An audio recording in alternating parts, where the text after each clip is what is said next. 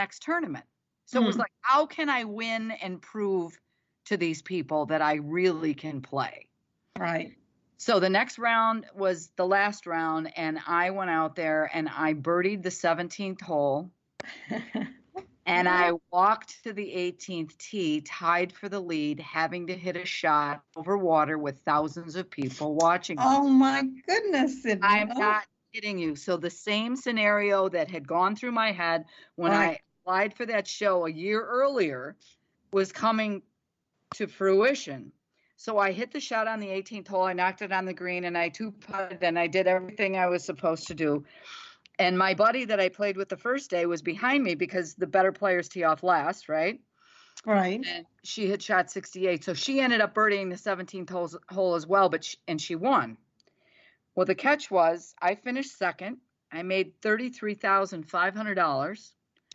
And I ended up finishing second on the money list that year, and I was exempt for the whole next year. So you don't know. Amazing. Yeah, you don't know what you're reaching for, but when that little thing, that little voice hits you and says, you know what if you did this? And what if you did that? And what's possible? And then the other voice goes, oh, that's ridiculous. You're too old. You can't do that. You got to stop and say, well, which voice is the truth? And you've got to listen to that voice.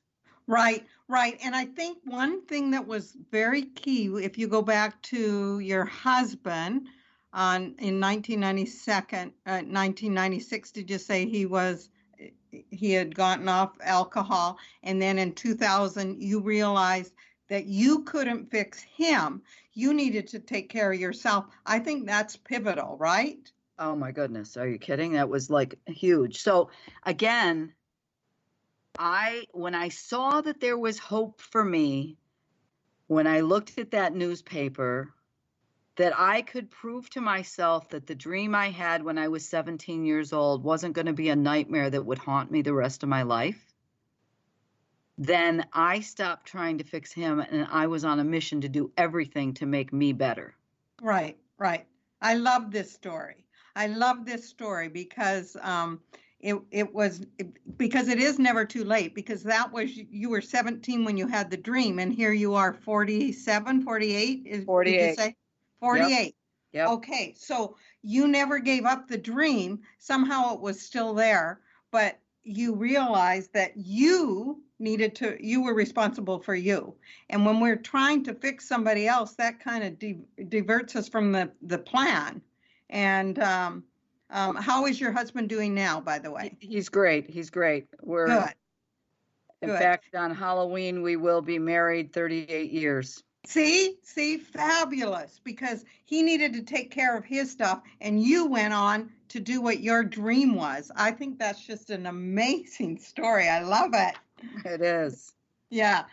So in the it box, what is it, and is the it your potential? Is that what you're saying? Well, everyone has an it. To me, we're all born for a reason, and we've all got gifts and talents, and they're all different. And it's up to you to find out what your it is. And the box has 3 simple objects that help you discover what your it might be, because we teach this program with kids, people of all ages, from 5, 6, 7, 8 years old up to 90, and it's never too late to restart. And it's funny because today is National Mulligan Day, and in golf, a mulligan is a do-over. And so I made a little post today. Maybe it's time to take another shot. I dare you to stand up and do it. Yeah, I like it. So this is do-over day. So for our audience out there, this is where you can start, right? Absolutely. Yeah. It's like a clean slate. I get to dream what I've always dreamt, and we can go after it. So it is never too late to do a do-over. I like it. Yep. Yeah. So what are the 3 steps that you would take to own your it? So if your it is some kind of a dream, what do you do to own that and to begin to pursue it? Well, first you need to know your why and what's the instigator. And the first thing in the box is a nail. And the nail, to me, is the instigator, but it also, for me personally, signifies pain. There's a story of a salesman traveling down the road trying to sell seed to the Agway plant, and he gets lost in farmland. And he pulls into this farmer's driveway, and he sees the farmer sitting on the porch in a rocking chair with this big old black lab laying next to him. And he gets out of the car and he says, "Excuse me, but I've gotten lost. Can you help me?" And the farmer said, "Sure." And in the background, he could hear this dog whining, like, "Rrrr, rrrr." And he said, "What's the matter with your dog?" And he said, "Oh, nothing. He's just laying on a nail." He said, "A nail? Why doesn't he get up?" He said, "Well, because it doesn't hurt bad enough." Mm. So the nail to me signifies pain. How bad does it have to hurt to be willing to change? A lot of us are afraid to make a change because we don't want the change, but sometimes it has to hurt bad enough or something happens in your life that signifies, I have got to get off this nail. The other Right. thing that motivates us is seeking reward. And most of my life, I have not been seeking reward. I'm trying to avoid pain, which is kind of sad, but that's what motivates me. So that's the number one thing in the box is what motivates you to action. Right. Right. And yours is to avoid pain. Is that what you said? Well, typically, like I said to you, I don't want to die and have Jesus say to Yeah. me, why didn't you do what I wanted you to do? I don't Mhm. need a new house or a new car. And, I'm pretty content, but don't try to take mine away from me or I'll get you, Yeah, yeah, I hear you. And then, but for some people, it might be seeking the reward in golf or the Yeah. Or yeah, I want to be the senior vice president of the bank, or, I want to run my own podcast. I want a promotion at work. Well, why do you want that? What motivates you to action? So when we do our training, each person takes a motivation, a behavior assessments to find out what really motivates me to action. There's 7 different motivators. So once you know what yours are, it makes more sense to you.